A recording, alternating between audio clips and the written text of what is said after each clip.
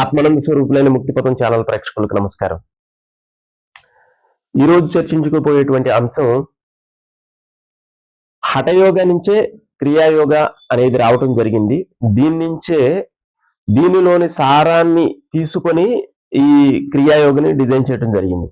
అయితే హఠయోగికి క్రియాయోగికి ఉన్నటువంటి అనుబంధం ప్లస్ దీనికి ఉన్నటువంటి తేడాలు ఏమిటి, క్రియాయోగ అనేది చాలా షార్ట్ కట్.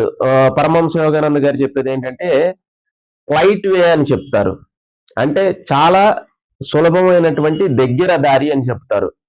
అది ఏ విధంగా అనేటువంటి విషయాన్ని ఈరోజు చూద్దాం. ముఖ్యంగా దీంట్లో హఠయోగాకి సంబంధించి యమ నియమాలు ముందుగా వచ్చేటువంటి ఇవి క్యారెక్టర్ బిల్డింగ్ కి సంబంధించినటువంటి విషయాలు. దీంట్లో వచ్చేసి అహింస అంటే నాన్ వైలెన్స్ అంటే నాన్ వెజ్ తినకూడదు. ఇంకా ఏ జీవిని కూడా, వ్యక్తిని కానీ మాటల ద్వారా కానీ చేష్టల ద్వారా కానీ హింసించేటువంటి పనులు చేయకూడదు. రెండోది సత్యం, ఎటువంటి పరిస్థితుల్లో కూడా సత్యాన్నే పలకాలి. ఎటువంటి ఇబ్బందులు వచ్చినా కానీ, ఎటువంటి కష్టాలు వచ్చినా కానీ సత్యాన్ని వేడకూడదు. తర్వాత అస్థేయం, ఎక్కడా కూడా దొంగతనం అనేది చెయ్యకూడదు. మూడోది బ్రహ్మచర్యం. యాక్చువల్గా ఈ మూడిటి మీద అంటే అహింస, సత్యము, అస్థేయము, ఈ మూడిటి మీద కూడా ఈ బ్రహ్మచర్యం అనేది డిపెండ్ అయి ఉంటది. ఈ ఆచరిస్తే గాని ఈ బ్రహ్మచర్యం అనే దాంట్లోకి ఎంటర్ అవ్వడానికి అవకాశం ఉండదు. ఇది బ్రహ్మచర్యం అనేది చాలా సుదీర్ఘమైనటువంటి చర్చించదగ్గ విషయం. ఇది చాలా పెద్ద టాపిక్ కాబట్టి ఇంతవరకు చెప్పుకున్నాం అంతే. ఓకే, ప్రస్తుతానికి. తర్వాత శౌచం అంటే అంతఃశౌచం, బాహ్య శౌచం. ఏది నియమానికి సంబంధించినటువంటి విషయాల్లో శౌచము, సంతోషము, తపస్సు, స్వాధ్యాయము. అంతఃశౌచం, బాహ్య శౌచం ఉండాలి, సంతోషంగా ఉండాలి, అంటే వస్తు విషయాలతో సంబంధం లేకుండా సంతోషమైన స్థితిలో ఉండాలి. తపస్సు అనేది తప్పించటం, అంటే ఒక విషయాన్ని పొందాలి అనేటువంటి తీవ్రమైనటువంటి ముక్తి పైన తీవ్రమైనటువంటి తపన కలిగి ఉండాలి. తర్వాత స్వాధ్యాయం అనేది మనకి జనరల్ గా చెప్పేది ఏంటంటే చదివేటువంటి శాస్త్రాలు ఇవి కూడా స్వాధ్యాయం కిందకే వస్తాయి. అంతేకాకుండా ఏదైతే ఆత్మకు సంబంధించినటువంటి వ్యవహారానికి సంబంధించి తనను తాను అనుభవంలోకి తెచ్చుకోవటం కూడా స్వాధ్యాయం కిందకి వస్తుంది. తర్వాత ఆసనం. ఈ ఆసనం వచ్చేసి ఈ ఆసన సిద్ధి కలగటానికి 1 గంట 45 నిమిషాలు ఎవరైతే ఒక ఆసనంలో కంప్లీట్ గా కంటిన్యూగా కూర్చుంటారో అది ఆసన సిద్ధి కలిగినట్టు అని చెప్తారు. తర్వాత ప్రాణాయామ. ఈ ప్రాణాయామాలకు సంబంధించి 8 రకాల ప్రాణాయామాలు చెప్తారు. దాంట్లో ఉజ్జాయి, కపాలభాతి, అనులోమ విలోమ, ఇలాగా 8 రకాల ప్రాణాయామాలు చెప్తారు. తర్వాత ప్రత్యాహారము అంటే ప్రత్యాహారం అంటే ప్రత్యేకమైన ఆహారం అని కాదు. ప్రత్యాహారం అంటే ఇంద్రియాలకి ఆహారమైనటువంటి విషయాన్ని తీసివేయటాన్ని, కట్ చేయటాన్ని ప్రత్యాహారం అంటారు. అంటే కంటికి రూపం అనేది ప్రత్యాహారం, ఆహారం. తర్వాత నాసిక అంటే ముక్కుకి స్మెల్ అనేది ఆహారం. అలాగే స్పర్శ అనేది స్కిన్ కి ఆహారం.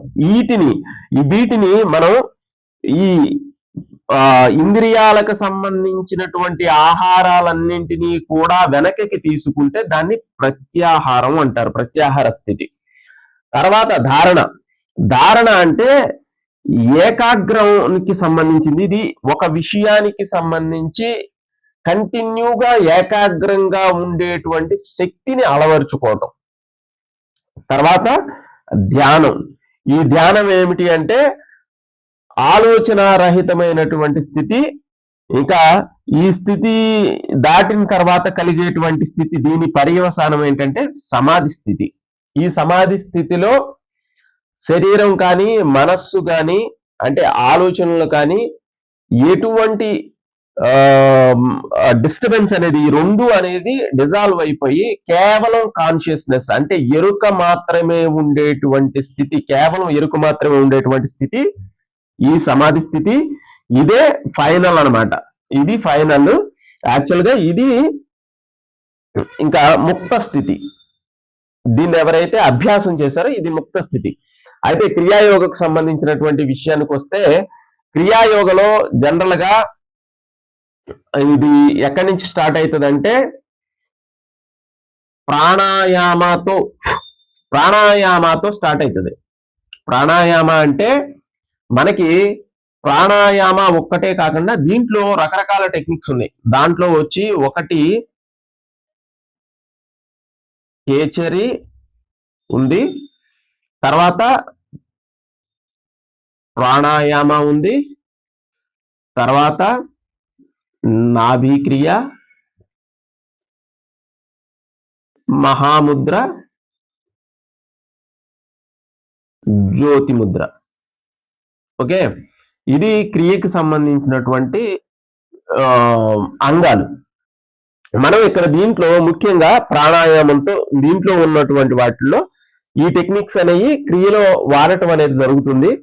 అయితే దీంట్లో ప్రాణాయామం అనేది చాలా చాలా మెయిన్ రోల్, చాలా ఇంపార్టెంట్ రోల్. ఎందుకంటే ఈ ప్రాణాయామం వల్ల మన శ్వాస అనేది లుప్తం అయిపోవటం, ఆలోచన రహితమైనటువంటి స్థితికి చేరుకోవటం, శారీరకంగా మానసికంగా కూడా అత్యున్నతమైనటువంటి సమాధి స్థితి పొందటానికి మూలమైనటువంటి అంగం ఏంటంటే ప్రాణాయామం.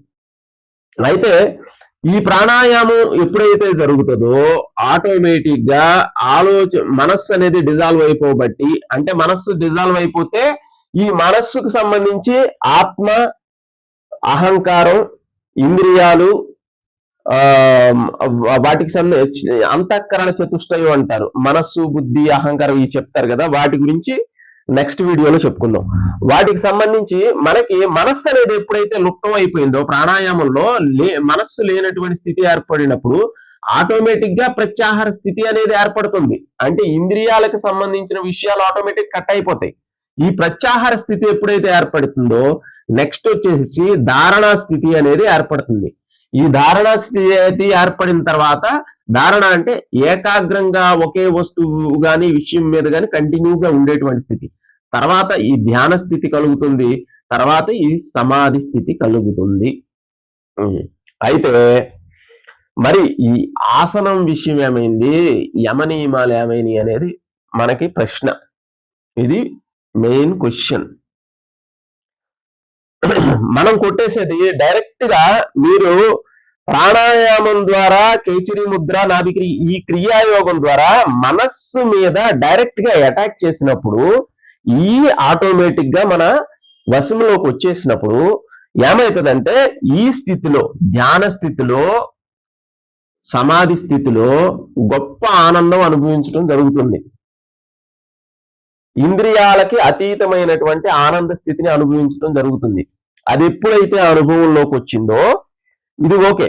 మనకి ఏమవుతుందంటే ఇక్కడ ఈ స్థితిలో అసలు శరీరానికి సంబంధించిన స్పృహ లేనటువంటి స్థితిలో ఆసనానికి సంబంధించినటువంటి ఇబ్బంది ఏముంటది, పెయిన్ అనేది తెలవదు ఈ స్థితిలో.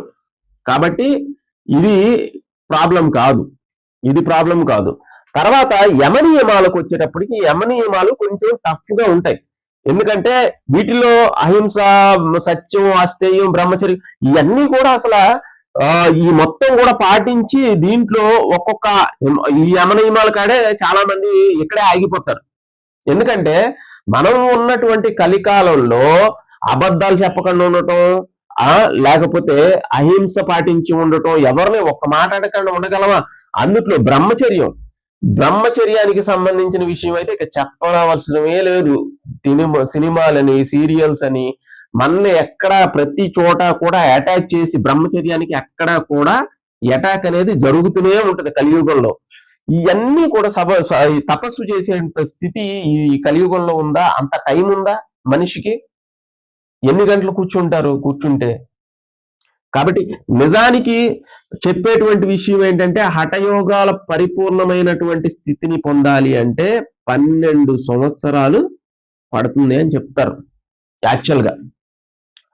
అయితే ఇక్కడ క్రియాయోగకు వస్తే ఈ స్థితులు అనేవి చాలా స్పీడ్గా వస్తాయి.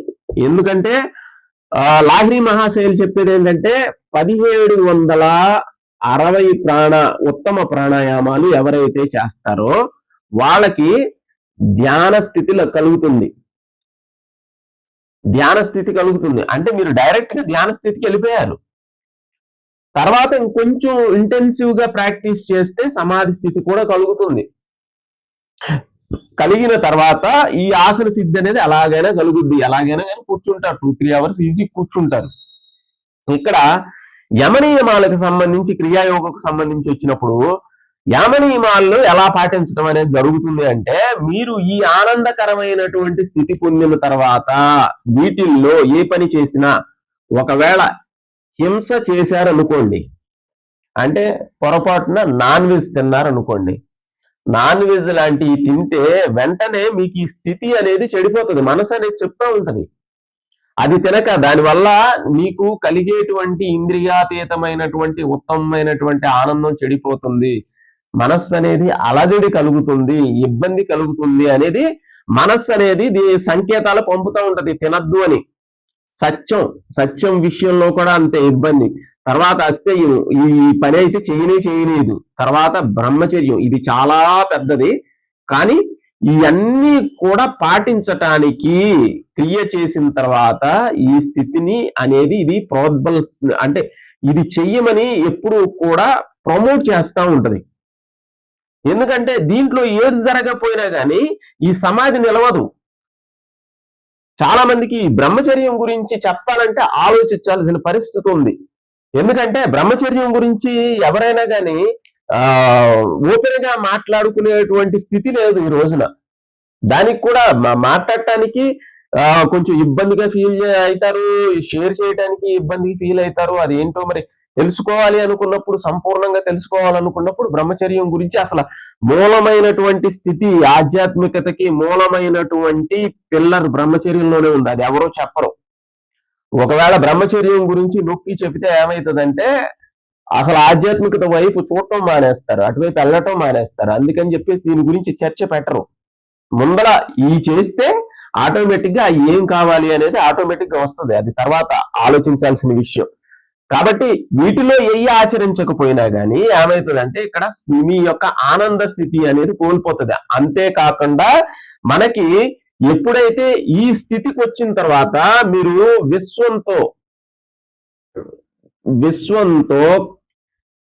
విశ్వంతో కనెక్ట్ అయ్యి ఉంటారు, కంటిన్యూ కనెక్టివిటీలో ఉంటారు. విశ్వం అనండి, దైవం అనండి, లేకపోతే గురువు అనండి, ఎవరైనా అనండి, ఇక్కడ కనెక్ట్ అయ్యి ఉన్నప్పుడు వీళ్ళు మీతో డైరెక్ట్ గా కాకపోయినా కానీ సూక్ష్మ రూపంలో వాళ్ళ యొక్క సందేశాలని పంపుతూ ఉంటారు.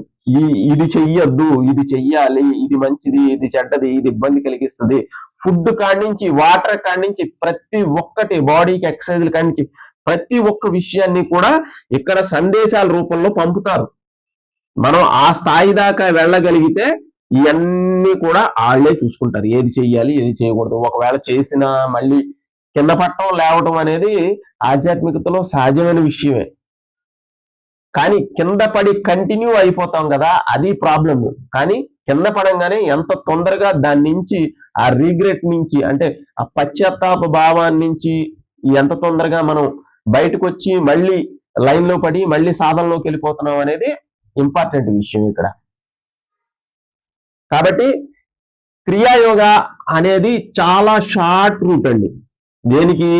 ఈ స్థితిని పొందటానికి ఇది చాలా చాలా యాక్చువల్ గా ఇంత చేయటానికి ఇన్ని సంవత్సరాలు పడితే ఈ రోజున మనకి ఉన్నటువంటి లైఫ్ స్పాన్ అంతా 60 years వేసుకుంటే దాంట్లో బాల్యం పోయి, కౌమారం పోయి, తర్వాత ముసల్తనం తీసేస్తే మనకున్న చిన్న పీరియడ్ ఆఫ్ టైంలో సగం నిద్రకపోతే మిగిలిన సగంలో టైం ఎంత ఉందని చెప్పేసి ఇన్ని చేయటానికి టైం ఎక్కడుంది? కాబట్టి మినిమం క్రియాయోగం వచ్చేసి 45 minutes నుంచి స్టార్ట్ అవుతుంది.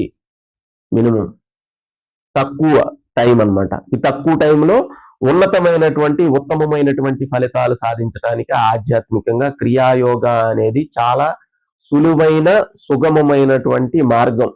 దీంట్లో ఇది సైన్స్, అంటే అందరికీ ఒకే రకంగా అప్లై అవుతుంది. ఇది ఒకళ్ళకొక రకంగా ఇంకొకళ్ళకు ఇంకో రకంగా ఉండదు. ఎవరైతే కరెక్ట్ గా టెక్నిక్ తెలుసుకొని అప్లై చేస్తారో వాళ్ళకి ఖచ్చితంగా వచ్చేటువంటి ఫలితాలు సేమ్ ఉంటాయి అందరికీ. కాబట్టి అందరికీ ఒకే రకంగా అప్లై అవుతుంది ఇది. కాబట్టి క్రియాయోగకు సంబంధించి క్రియాయోగలో చాలా స్పీడ్ గా వెళ్ళేటువంటి మార్గం. అందుట్లో ఈ కలియుగంలో ఎవరైతే గృహస్థు జీవితంలో ఉండి ముక్త స్థితిని పొందాలి అనుకునేటువంటి వాళ్ళ కోసం బాబాజీ లాహిరి మహాశైలు కనిపెట్టినటువంటి క్రియాయోగాన్ని చేయడం చాలా చాలా ఉత్తమమైనటువంటి విషయం. ఈ వీడియో నచ్చినట్లయితే తప్పకుండా లైక్ చేయండి, షేర్ చేయండి, సబ్స్క్రైబ్ చేయండి. సర్వే జనా సుఖినో భవంతు.